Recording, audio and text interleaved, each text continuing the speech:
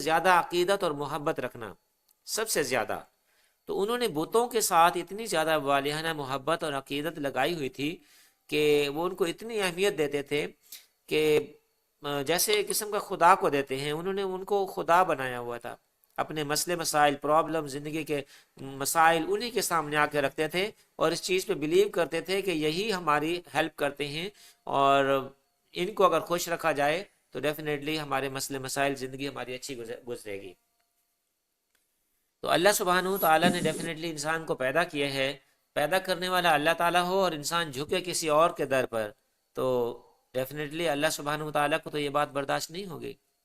انی اراک وقومک فی ضلال مبین، میں آپ کو اور آپ کی قوم کو کھلی گمراہی میں دیکھ رہا ہوں. ابراہیم علیہ السلام اپنی قوم سے مخاطب ہوئے، بلکہ اپنے چچا آزر سے کہنے لگے. کا ایک بندے کے لیے آتا ہے اراکا، کہ میں آپ کو دیکھتا ہوں، اور قومک، اور آپ کی قوم کو بھی، کہ میں دیکھتا ہوں کہ آپ کھلی گمراہی میں ہو. ایک بندہ ہوتا ہے جو کھلی گمراہی میں نہیں ہوتا، گمراہ تو ہوتا ہے لیکن سم ٹائم اس کو خود کو بھی نہیں پتا ہوتا کہ میں بھٹکا ہوا ہوں، میں اتنے غلط راستے پہ جا رہا ہوں. اور چہ جائے کہ ایک پوری قوم، اگر پوری قوم کے اندر کوئی چیز چل پڑی ہے تو وہ ایک ہوتا ہے کہ ایک چیز غلط ہوتی ہے، ایک چیز فار ایگزامپل ایک پتہ ہے لیکن قوم اس کو بہرحال غلط نہیں سمجھتی، لیکن ایک چیز غلط ہے اور قوم اس کا اعتراف بھی کرتی ہے کہ غلط ہے. جیسے آج کل مسلمان ہیں، وہ اعتراف کرتے ہیں کہ ہم غلط راستے پہ ہیں، ہم حقیقت میں مسلمان نہیں ہیں، لیکن پھر بھی یہ غلط راستوں پہ چل پڑے ہیں، لیکن مانتے ہیں نا. یعنی یہ کلیئر ہے، بات بالکل حقیقت ہے اور نظر آ رہی ہے کہ یہ غلط ہے. تو ابراہیم علیہ السلام نے ان کو کہا کہ یہ آپ بالکل کھلی گمراہی میں ہو، کہ بالکل نظر آ رہا ہے کہ تم بالکل جو ہے نا ایک غلط راستے پہ چل پڑے ہو. وَكَذَلِكَ نُرِي إِبْرَاهِيمَ مَلَكُوتَ السَّمَاوَاتِ وَالْأَرْضِ، کہ اسی اللہ سبحانہ وتعالیٰ فرماتے ہیں کہ اسی طرح ہم ابراہیم علیہ السلام کو آسمانوں اور زمین کی تمام بادشاہتیں یعنی عجائبات خلق دکھائیں. وَلِيَكُونَ مِنَ الْمُوقِنِينَ، تاکہ وہ انہیں یقین ہو جائے.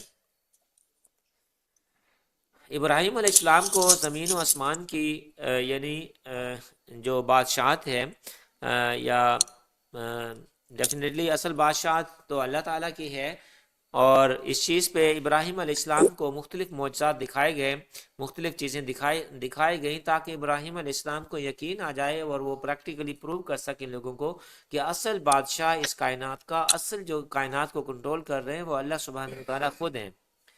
کیونکہ اس زمانے میں بھی لوگ جس چیز کو پاورفل دیکھتے تھے وہ اس کے سامنے جھک جاتے تھے.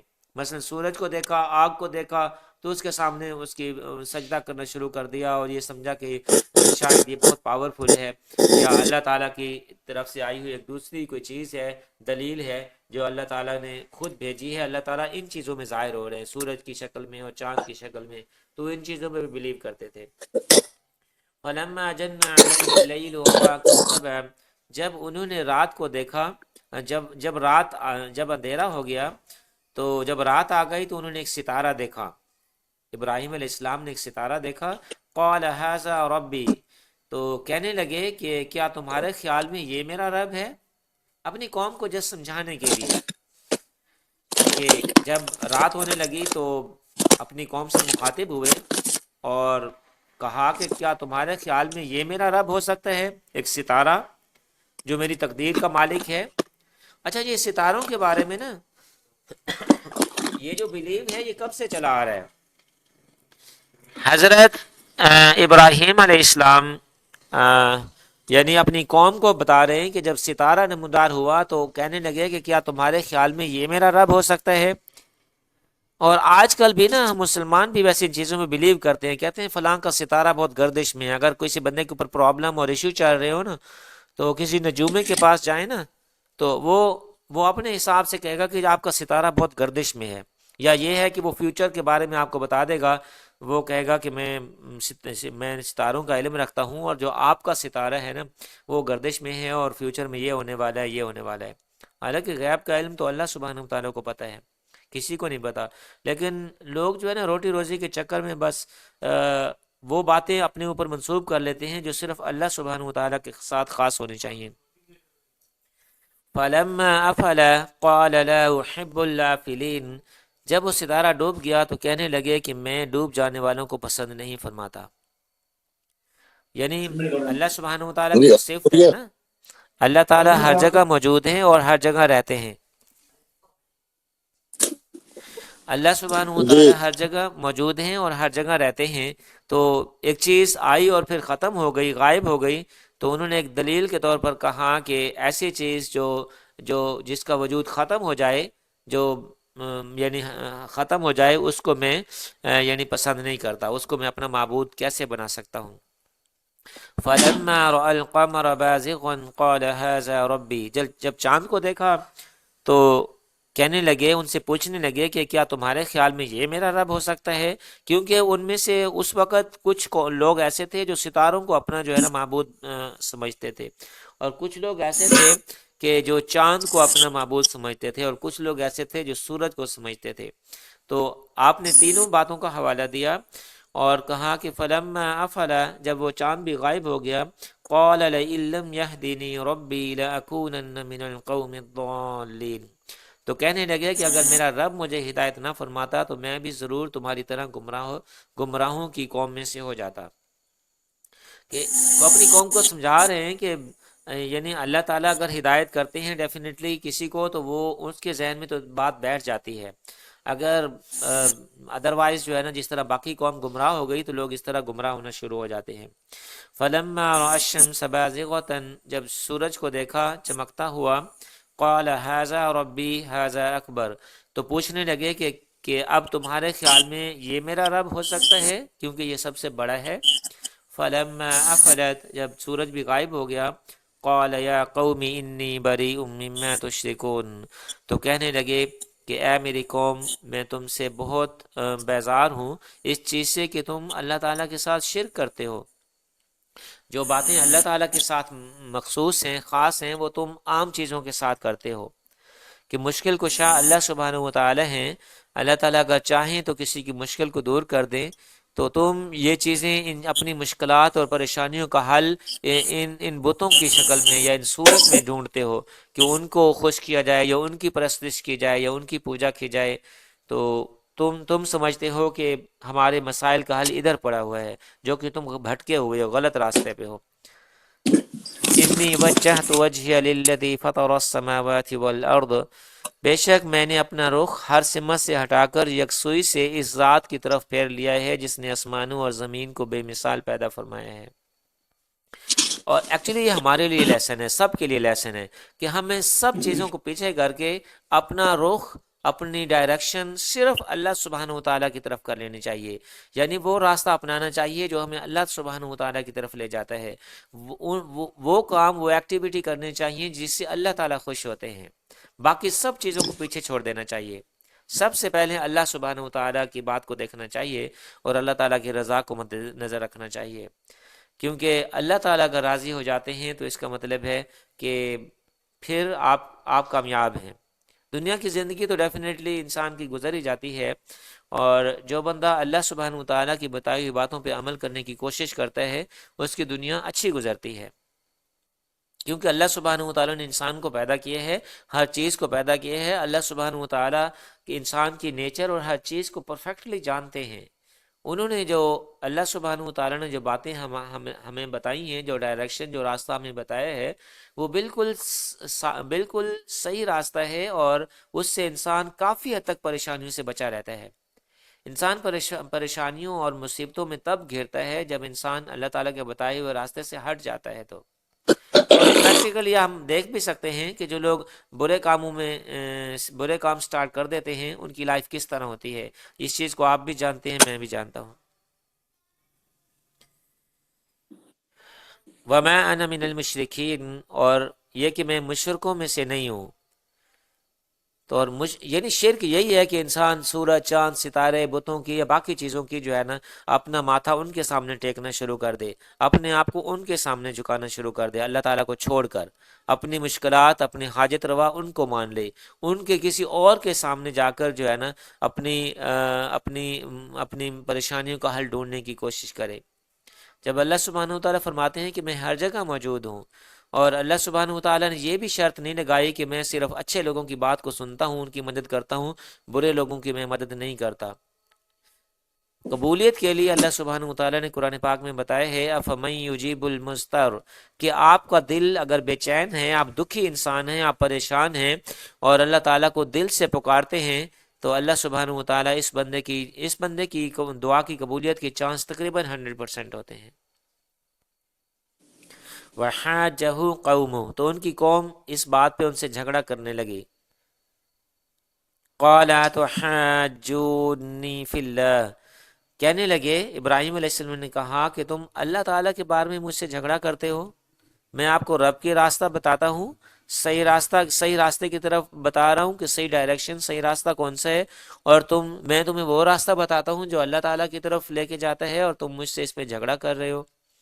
وقد ہدان، حالانکہ اس نے مجھے ہدایت فرما دی ہے، کہ اللہ تعالیٰ کی طرف سے ان کو، یعنی ابراہیم علیہ السلام کہنے لگے کہ یہ جو میں آپ کو ڈائریکشن دے رہا ہوں، یہ جو ہدایت یا رہنمائی کا راستہ بتا رہا ہوں، یہ میرے رب کی طرف سے مجھے عطا کیا گیا ہے، میرے رب نے مجھے بتایا ہے جو میں آپ کو بتا رہا ہوں، لیکن تم غلط ڈائریکشن پہ چل پڑے ہو اور پھر مجھ سے جھگڑتے ہو کہ میں غلط ہوں اور آپ صحیح ہیں۔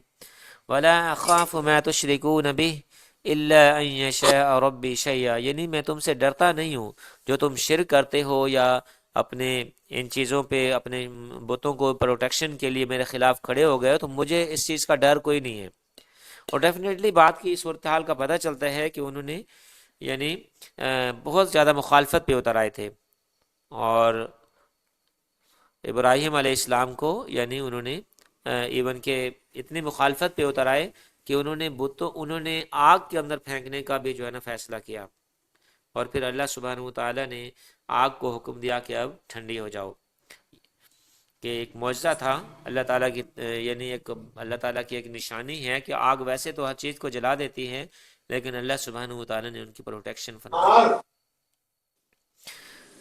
وسع ربی کل شیء علما، اور بے شک میرے رب نے ہر چیز کو اپنے، یعنی اللہ تعالیٰ کو ہر چیز کا علم ہے، اللہ تعالیٰ کا علم ہر چیز پر وسیع ہے، اللہ سبحانہ وتعالیٰ کو ہر چیز کا علم ہے، یعنی اللہ تعالیٰ کی ذات ہر چیز کو جانتی ہے۔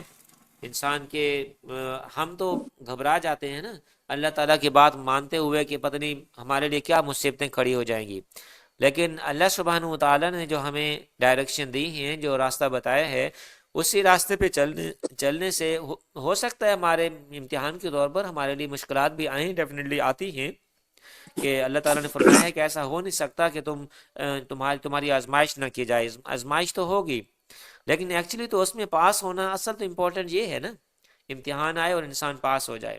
ایک بندے کے اوپر امتحان ہی نہیں آتا تو وہ اس کو پاس اور فیل ہونے کا وہ تو ڈیفینیٹلی اس کا تو آزمائش نہیں ہوئی نا، آزمائش تو یہ ہے کہ انسان کے سامنے آزمائش رکھی جائے اور پھر چیک کیا جائے کہ اب یہ اس میں پاس ہوتا ہے کہ نہیں۔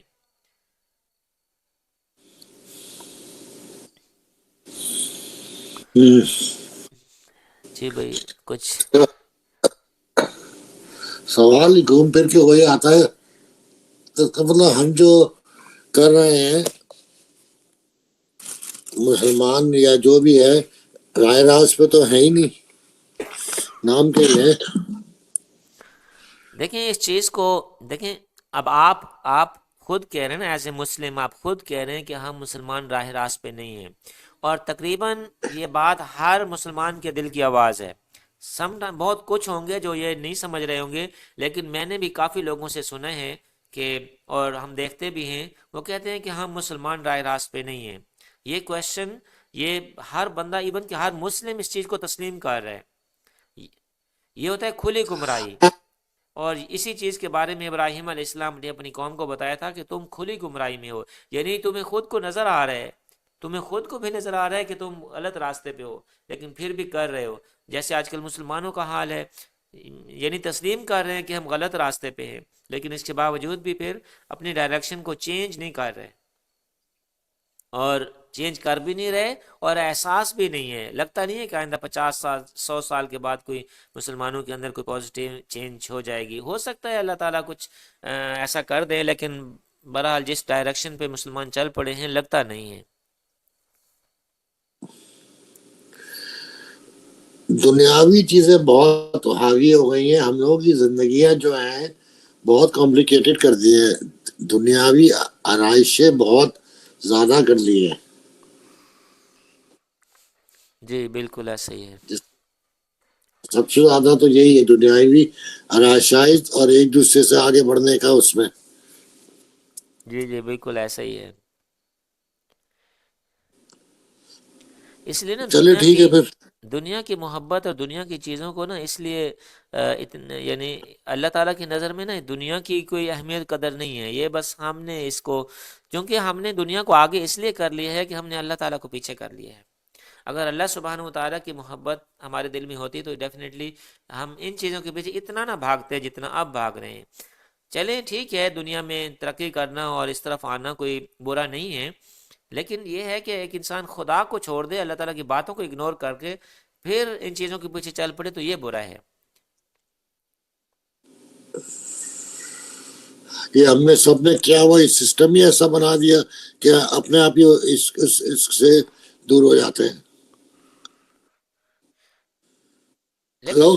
اس کا مطلب یہ نہیں ہے کہ ہم اب کوئی مسلمان اگر صحیح راستے پہ چلنا چاہے تو چل ہی نہیں سکتا. اگر کوئی نہیں، چلنا وہ تو چاہے تو چلنا اس کے ڈیفینیٹلی چل لیے سکتا ہے. 10 گنا مشکل ہو گیا نا. مشکل ہے لیکن ڈیفینیٹلی امتحان مشکل ہے، ٹف ہے. تو اگر امتحان ٹف ہو تو ڈیفینیٹلی اس کا مطلب ہے اگر آپ اس امتحان کو پاس کرتے ہیں تو پوزیشن بھی آپ کو پھر اسی حساب سے ملتی ہے.